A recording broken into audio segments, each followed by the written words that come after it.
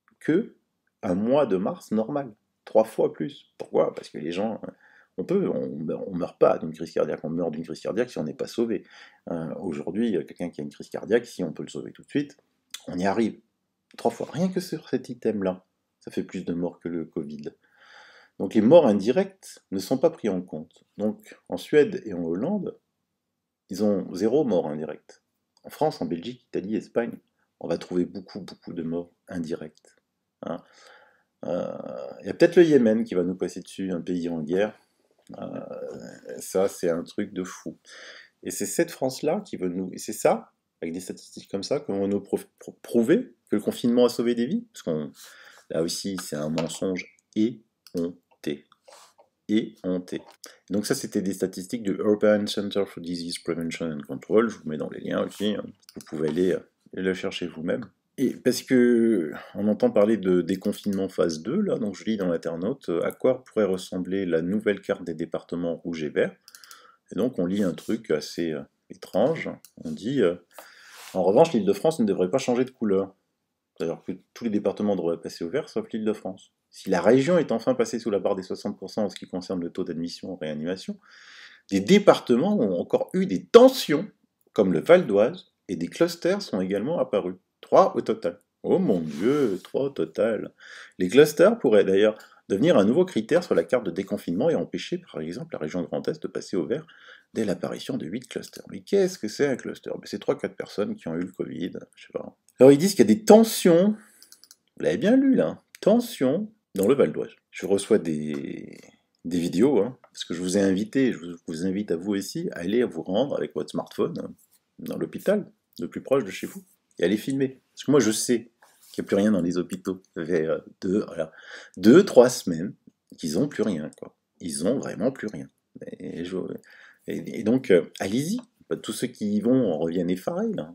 J'avais posté sur mon mur Facebook quelqu'un qui avait été se balader sur le grand hôpital de Toulouse, là, à Purpan. Il n'y avait rien, quoi. Il n'y avait rien. Et donc, envoyez-moi vos témoignages, J'en ai reçu un, là, ce matin, qui dit... Bonsoir Silvano, non, c'était hier soir, pardon. Pour te signaler que l'hôpital de Creil, dans l'Oise, a fermé le local coronavirus depuis 8 jours. C'est des amis infirmiers qui m'ont signalé. Bonne soirée, Gilles. Donc là, d'un côté, vous voyez les fake news? On nous dit qu'il y a des tensions. Et là, on ferme l'unité Covid. Donc elle est filmée. Il y a des tensions dans l'Oise. Elle est filmée. Il y a des tensions là. Je sais pas où ils vont dire qu'il y a des tensions. De plus, comme je vous l'avais déjà dit, alors maintenant, ça doit faire, je pense, 3 semaines, 15 jours que, d'après les virologues italiens, hein, moi, une fois de plus, je suis pas médecin, je vous fais que relater tout ce que les médecins disent, tout ce que j'apprends, des médecins, des infectiologues, des virologues, hein, pas des médecins de plateau, de télé, qui n'ont jamais vu un patient et qui sont payés par Big Pharma. Le virus est beaucoup plus faible, et voici les preuves. Le président des virologues italiens annonce le virus perd de sa force, il est désormais moins agressif. Et c'est donc Arnaldo Caruso qui a annoncé une percée après des mois de mort. Donc ce qu'on vous disait depuis le début, c'est ce que commence à dire aussi, ce qu'avait commencé à dire aussi le professeur Raoult. Et de plus, une étude de Hong Kong publiée dans la revue Emerging Microbes and Infections a confirmé la moindre agressivité de ces virus in vitro et in vivo sur les animaux. Il a également été démontré que ces variantes présentaient des altérations génétiques majeures et l'espoir est qu'elles pourront également voir qui fait les tests génétiques. Pendant ce temps, le coronavirus se retire grâce au verrouillage, mais bon, ça, au confinement, c'est traduit mal de l'italien, à la chaleur et à l'utilisation du masque. Ouais, ce qui se passe, c'est que comme pour tous les virus respiratoires, est imputable à la nature saisonnière de l'infection, avec le début de la fin de la saison du printemps-été, pour des raisons que nous ne connaissons toujours pas exactement, ainsi que nous ne savons pas pourquoi ils partent de novembre et décembre. Et si vous avez l'habitude d'écouter le Dr Raoult, il explique ce phénomène saisonnier. Il explique aussi que quand des gens reviennent de la Mecque en pèlerinage à Marseille, ils peuvent venir avec la grippe, elle s'éteint quasiment toute seule.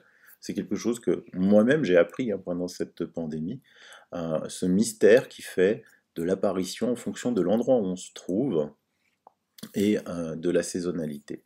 Voilà. La bonne nouvelle, c'est que en Australie, où c'est l'inverse, on va rentrer dans Nous, on va rentrer dans l'été, eux vont rentrer dans l'hiver.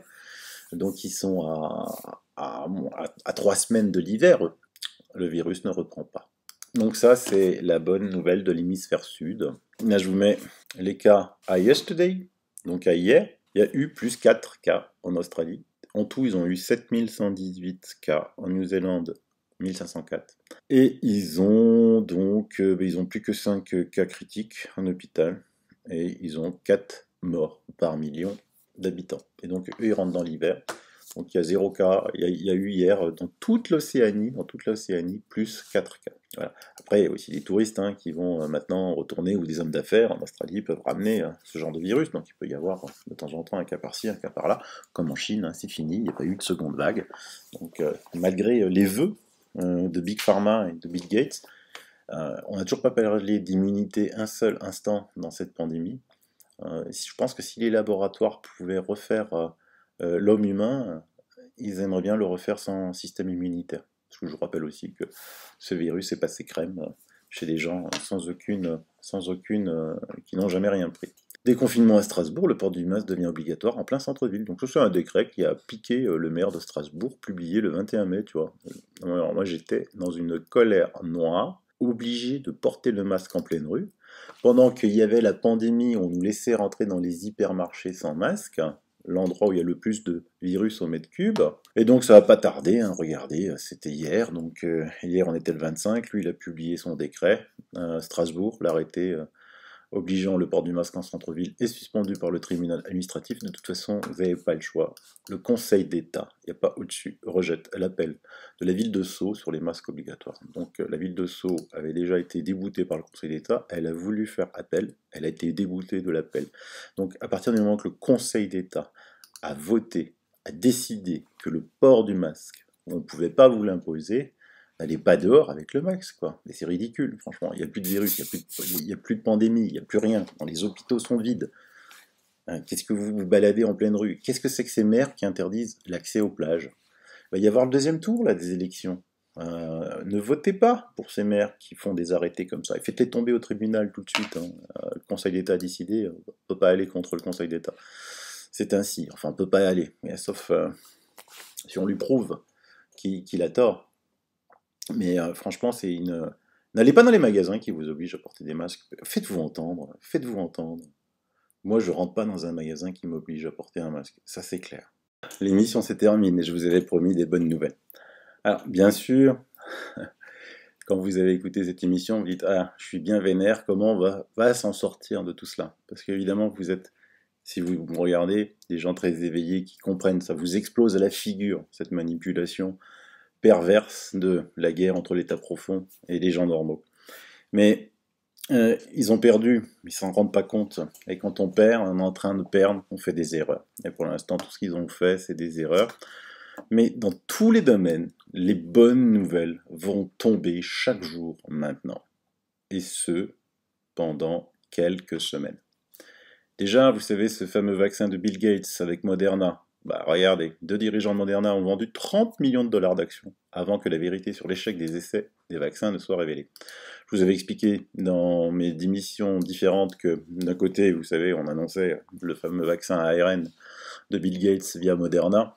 Et moi, je vous disais que je vous montrais les études qui étaient publiées par Robert F. Kennedy Jr., que les résultats des tests sur les animaux et sur les humains étaient catastrophiques, mais l'action Moderna a flambé, quelque chose d'extraordinaire. Donc regardez, c'est quand même le directeur financier, Lawrence Kim, et le directeur médical, Tal Zaks, qui ont abandonné la valeur stupéfiante de leurs stock options lundi et mardi lorsque le cours de l'action a monté en flèche après l'annonce par la société de ce qu'elle avait qualifié de résultats positifs de son vaccin. C'est pour ça qu'on continue à faire des annonces. C'est de la bourse. C'est de la bourse. Alors évidemment, de suite, la fondation Bill et Melinda Gates, qui n'est pas une fondation philanthropique, loin de là. Pour ceux qui croient que c'est une fondation philanthropique, c'est le genre Le Monde qui fait croire ça, parce que cette fondation subventionne le journal Le Monde, 2,6 millions de dollars l'année dernière. Regardez, il s'offre un demi-million d'actions Apple. Un demi-million d'actions Apple. Action qui l'équivalait aujourd'hui, à l'heure à laquelle je vous parle, 320 $. Donc vous multipliez 500 000 par 320 $. Vous voyez ce que c'est? Donc bah oui, parce qu'il fait une belle affaire là. L'action elle avait chuté à cause de la pandémie. Les Apple Center étaient fermés partout dans le monde. Et donc là, il sait, Bill Gates, que la pandémie finit, qu'il n'y aura pas de deuxième vague, parce que sinon, il n'aurait pas acheté 1,5 million d'actions Apple. Il sait que ça va remonter en flèche, il sait que partout, les Apple Store vont rouvrir, et qu'il y a les nouveaux produits Apple qui vont arriver à la rentrée, là, septembre. Enfin, alors, je ne sais pas comment ils vont l'appeler, mais certainement iPhone 12, on va dire. Donc Bill Gates, comme il sait qu'il va perdre de l'argent sur Moderna, enfin sa fondation non philanthropique, il va compenser, il va devoir compenser, donc il a acheté des actions Apple. Donc s'il achète des actions Apple, ça veut dire qu'il n'y aura pas de deuxième vague. Comme Bill Gates égale l'OMS, l'OMS devrait annoncer quelque chose. Est-ce que l'OMS annonce quelque chose par hasard? On va regarder. Eh oui, l'OMS annonce qu'il n'y aura pas de deuxième vague. Puisque vous avez la directrice de la santé publique de l'OMS, Maria Neira, qui a annoncé lundi 25 qu'elle excluait une deuxième vague. Ce que moi je vous annonce, moi ce que je vous annonce, ce que je raconte de ce que disait le professeur Raoult, qu'il n'y avait pas de vague. Je suis pas infectiologue, et que tous les autres disaient mais il est fou Raoult de raconter ça. Ouais, voilà. Il existe de nombreux modèles qui avancent de nombreuses probabilités. Ils parlent d'une repousse ponctuelle à une vague majeure, mais cette dernière possibilité est de plus en plus exclue. Nous sommes bien mieux préparés dans tous les domaines. Il n'y aura jamais de deuxième vague, c'est évident, je voulais encore démontrer avec l'Océanie. Et donc, des fois, vous pouvez aussi penser qu'on est tout seul, on est tout seul à se battre contre cette pointe de la pyramide qui inclut Big Pharma, les banques, les corporations, les sectes, les gouvernants, les médias. Ouais, mais on n'est pas tout seul. On n'est pas tout seul. Je sais qu'on a entendu beaucoup parler en mal des fois, beaucoup en mal via les médias français de Donald Trump. Ça fait aussi maintenant 1 an que je vous avais dit que c'est difficile, c'est une mission difficile pour lui d'assainir ce qu'il appelle the swamp, le marécage, l'état profond. Mais là, on est obligé, on est au bout du bout. Il va y arriver et ça va se répercuter partout. Donc je vous laisse avec une vidéo que j'ai piquée chez Alexandre Le Breton, qu'il a traduite en français pour que vous ayez les sous-titrages. Je vous mets les liens sur la chaîne d'Alexandre Le Breton. Ça fait longtemps que je vous parle d'Alexandre Le Breton, comme je vous parle de Revo F Society. C'est 2 chaînes que vous devez absolument vous abonner pour comprendre la suite, parce que là vous ne comprenez pas, certains ne comprennent pas ce qui se passe là, parce que ça leur explose, ils sont éveillés, ça leur explose à la figure, cette mascarade. Il va falloir aller chercher les réponses chez eux. Je vous ai déjà dit, ils font du boulot extraordinaire, ça sert à rien que je fasse le même boulot qu'eux, je le ferai moins bien. Eux sont spécialisés, donc abonnez-vous à leur chaîne et regardez leurs vidéos pour comprendre le pourquoi du comment. Et moi je vous dis à demain. Continuez à éveiller les dormeurs, c'est important, même 1 par jour. Allez, bye bye, bisous.